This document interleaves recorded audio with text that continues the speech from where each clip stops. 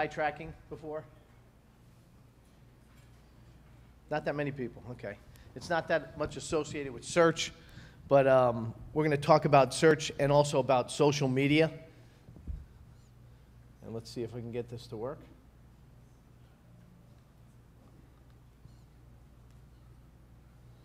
Just brief history. Eye tracking has been around over 100 years, which is amazing when you think about it. It really changed a lot in the last decade or so. There's a company in Sweden called Tobii who invented algorithms. Thanks. Much better. They invented algorithms for paralyzed people to talk with their eyes through a computer, which was a big breakthrough in eye tracking. Thanks. And they started selling hardware to healthcare facilities and individuals who were locked down and couldn't communicate. About 4 years into their business, market research companies started buying their hardware because it was outstanding. 2009, things changed with webcams being pretty standard on computers. And they funded a company called EyeTrackShop to do eye tracking off of webcams. And this changed the whole game completely because eye tracking had usually been you'd have to buy the hardware. It's very expensive. It can be anywhere from $20,000 to $80,000. The only people you can test is people in a room. Using a webcam now, you can test anywhere in the world at the same time, and it's about 1/10 to 1/20th the price of regular eye tracking. And it enables you to get information extremely fast. Right now, it's about 48 hours turnaround time, and it's getting faster and faster. Some of the uses of eye tracking. Also, I brought a game anyone wants to play after where you can see, there weren't that many people who used eye tracking before. Remember the game Asteroids from a long time ago? You can play it with your eyes. And it's a pretty cool game where you can see the power of eye tracking where the asteroid's there, and basically as the Earth is there and the asteroids come, you just look at it and blow up the things with your eyes. It's pretty cool. And we usually have a contest. We'll see who's the best at it. I was at Frito a few months ago, and about 10 people played it. And one of the guys was a Marine fighter pilot, and he didn't set the record, but he did quite well. At CES in Vegas, they gave the 3 top technologies. This technology was the top. You're going to start seeing gaming, a lot of gaming. As I mentioned, assisted technology, gaze control computers, where you're basically going to, instead of scrolling to read, you just use your eyes and it'll scroll itself. You'll be able to click on things with your eyes. It actually is available right now through Tobii. The gaming is going to be very huge.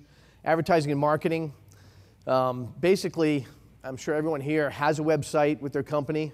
The big question is, whatever's on it, how do you know people see it and don't see it? Eye tracking tells you what they see, how long they see it, how long it takes them to see it, and also what they don't see, which is pretty important. And market search, which I'm going to go through some of these kind of quick because it's we've seen a pretty big phenomenon in how social media has just taken over. It's huge potential. A lot of companies, I'm going to talk more about branding because a lot of companies are trying to figure out how to make money in branding on the social sites. It's very competitive. And just some stats, about 80% of America is on social sites. 56% of consumers are more likely to recommend brands. There's a statistic that Google came out with that moms will do 13.3 on an average, checking 13.3 sources before they make purchases from social media.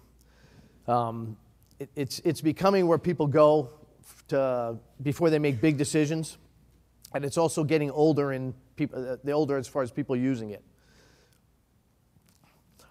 Most of the branding dollars right now is going on TV. Very small percentage is online. That's going to change. The internet was like a double-edged sword at first because everything was based on clicks. And people are realizing now there's a tremendous amount of money from branding that's it's moving there in a large way. One of the things about clicks, too, we do a lot of research for companies who want to know which is the best position for them. Everyone assumes it's the top. There's a lot of variables involved in what the content is, which site it is, but what color, what the images are. All those things come into play. And we've created a a large number of best practices. I'll give you a few of them. The way the brain works, the right side of the brain processes images. The left side processes text and numbers. That's how our brains work. And the brain works in inverse relationship. So when you have any image, anywhere, if the image is on the left and the text is on the right, the brain can process it quicker than if you have it the other way around. If you have it the other way around, the brain literally has to flip it. And it's a millisecond, but the brain does not like to waste energy. So this is one of the best practices. I'll just give you one more. Those of you I gave my business card to yesterday, they have rounded edges. And the reason they have rounded edges is because we know from growing up and our parents that pointy things hurt. And the way our brain works, again, is we see anything with pointy edges, there's an avoidance response. And we've done a tremendous number of tests to show the reaction of people from pointy things to curvy things. And I think the company that does it the best is Apple.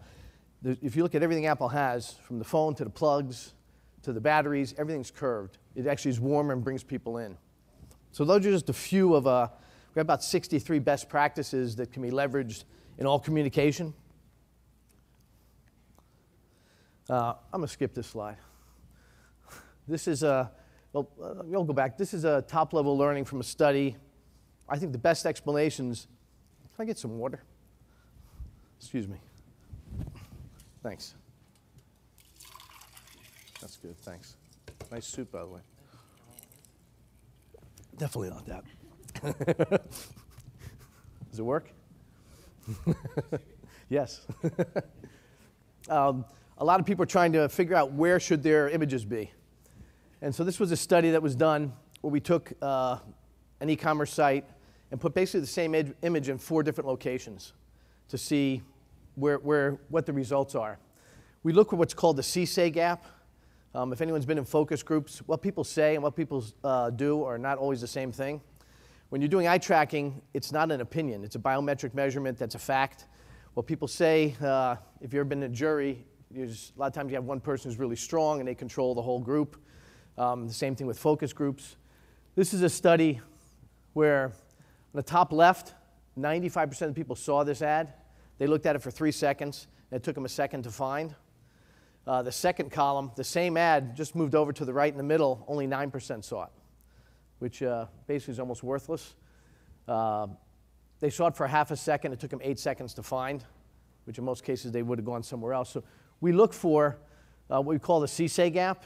We know 95% on the left saw this ad, and 95% were able to articulate that, as far as recalling this ad. The second one, we know 9% saw it, but 22 said they did, which we know 13% said they saw something they didn't see. And without eye tracking, you can't know that. I'm going to go through a few other, now I'm going to just go through Facebook branding pages. We've done a lot of work on Facebook. For those of you that go to Mashable, in November, they did a story on the work we did with Facebook for branding pages, and it was one of the top 10 articles of the year. They actually asked us to do a lot of work now. The wall attracts the most attention. Tag pictures attract more attention than profile. And not many people see what you like as a brand. But from eye tracking, since most of you haven't done it, there's a few things that you get as far as what are the takeaways. One is a heat map. And the heat map on the left is a McDonald's branding page. The red shows where they spent more time. The yellow, a little less time. The green, less. And then on the right-hand side is an opacity map, which basically tells you what they didn't see. And this is pretty important. Sometimes what you see is important, but sometimes finding out what you didn't see is even more important. The wall has the greatest visibility. The main branding is lost. People really never looked at the McDonald's brand at all. And then we get into which percentage was seen, the middle area, 100%, and so forth. You see the percentages. For branding, the wall is the most important part for branding. The tagged images increase the exposure. And I'm going to whip through this, and I think we're going to show the video. There's a little video. This is the Coca-Cola branding page.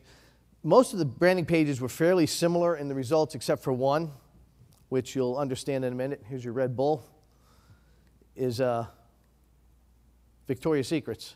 The They spent a lot more time on the picture than on McDonald's and Starbucks and the others, which is understandable. There's a study we did for H&M and Reebok, which was really counterintuitive. It was the H&M was a print ad and one they used online for a woman in a bikini. And we tested men and women, how they looked at them. And what was amazing is that men looked at the face first, women looked at the body first, which was completely counterintuitive than what most people thought. And now we talk about some ROI for social media. As I mentioned earlier, the correlation between what people say and what they do is extremely low, and that's why focus groups, there's about 27,000 research companies right now. And out of the 27,000, about 84% just do focus groups. And technology, as we all know why we're here, it's changing the whole world. So I'm just going to play this to give you an idea from the social media sites what some of the takeaways are. Did the music come on? No? Thank you.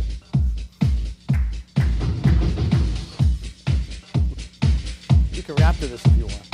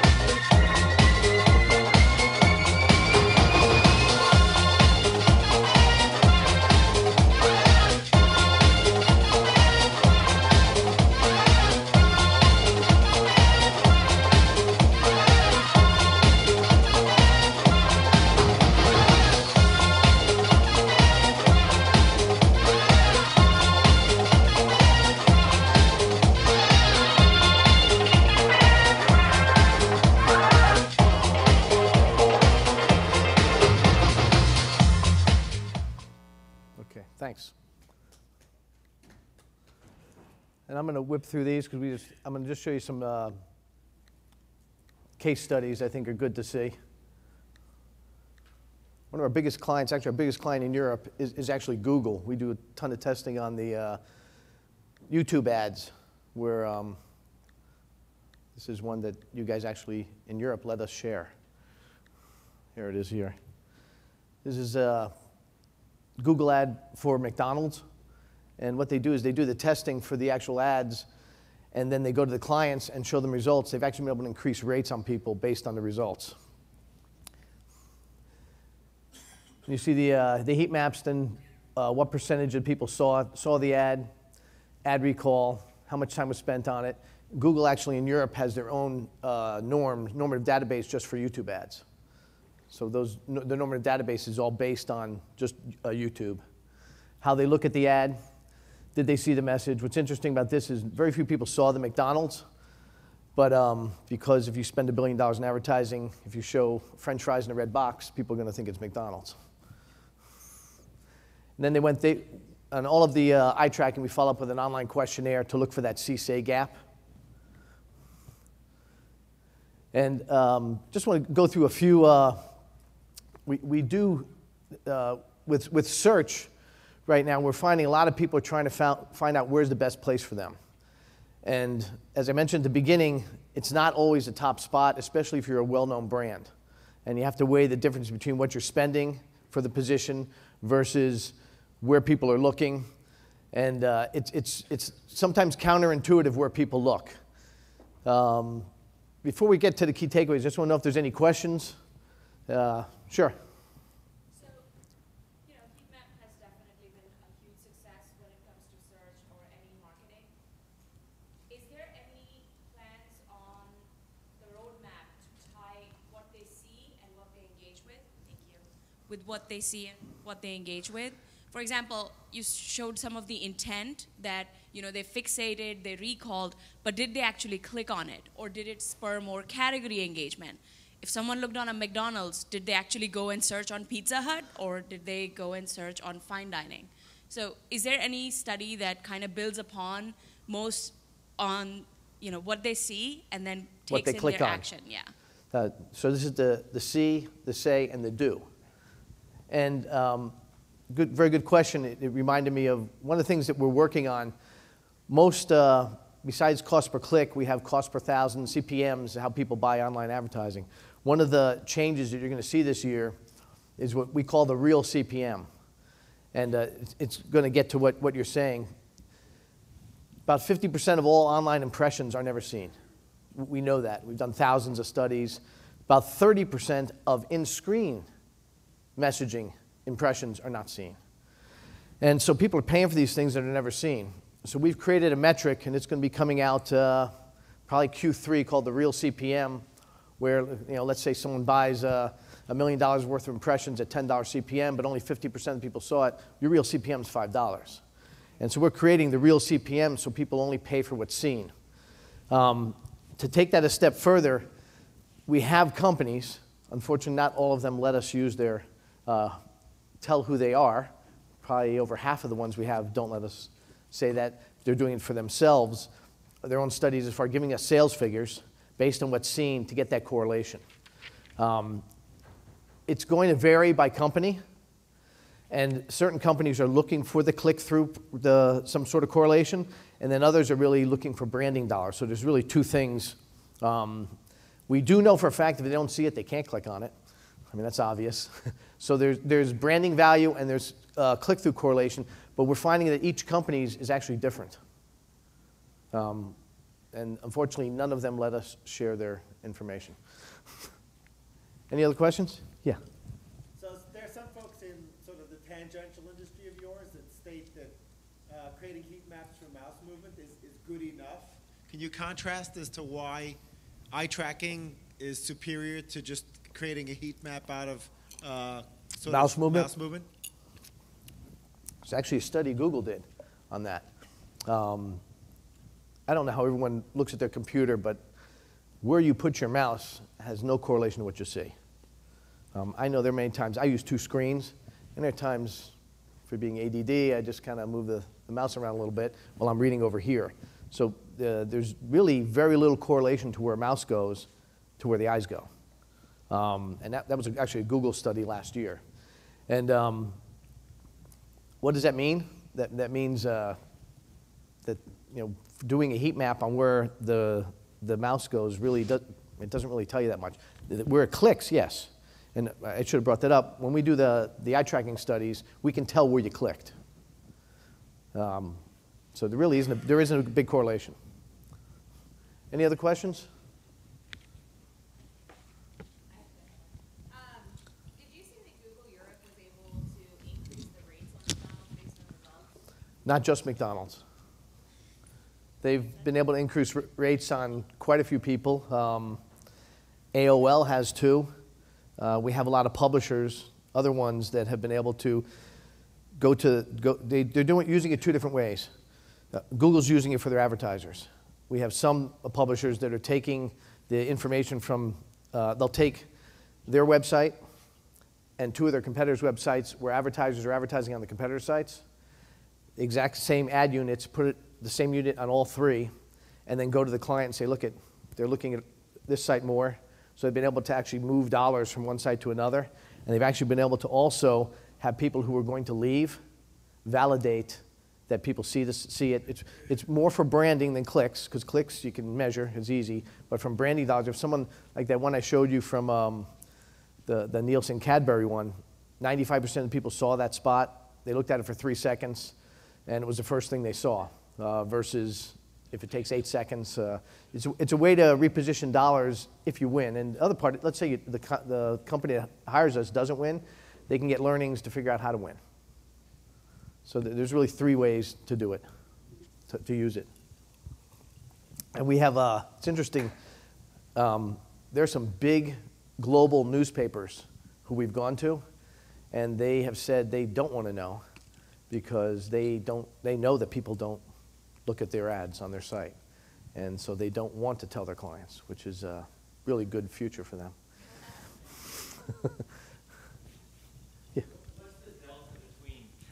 What's the delta between text and images from a, what's the attraction? And then also The accuracy from online eye tracking. Online tracking is really a big difference than all the others. If you're using like a Tobii eye tracker, you can get down to the letter. When you're doing it online, you're looking about the little more than half the size of a fingernail. If you're doing all text, online eye tracking is not the solution. That's a limitation. If it's all text, no images at all. So right, and that's right now. One of the things that you're going to see is online eye tracking for tablets this year, and then Q1 next year on the iPhone. The algorithms are totally different because there's so many moving parts. But right now, if you're doing all text, you need to unfortunately bring people to a room. We just did a study recently for P&G. It was in 4 countries, 400 people. The test was they gave us the images, the pages, who they wanted to test, and then the questions, and they had the results in less than a week, which was amazing. And it was mostly tests, but there were some images. And the second question is, with size of image, do you see I'm sorry? The second question is, with size of the images, do you see significant jumps in your heat map when the size of an image goes from one size to the next and so on? The size of the image, there's a point where it is a factor, but there's other things. For example, to get attention, we have a list of best practices that gets attention. One is motion. If you get motion, I go like this, I'm going to get your attention. It may not be that interesting, and you're not going to remember it, but it did get your attention. So motion is a good way to get attention.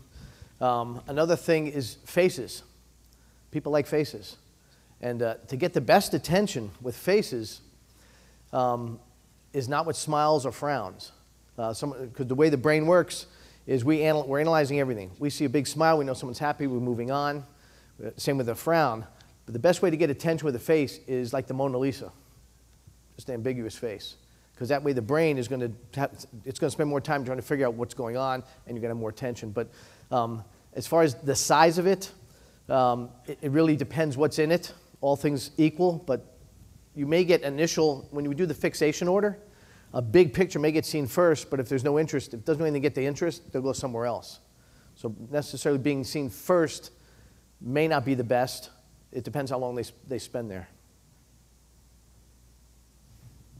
Any other questions? Thank you very much. You guys have a great rest of the show.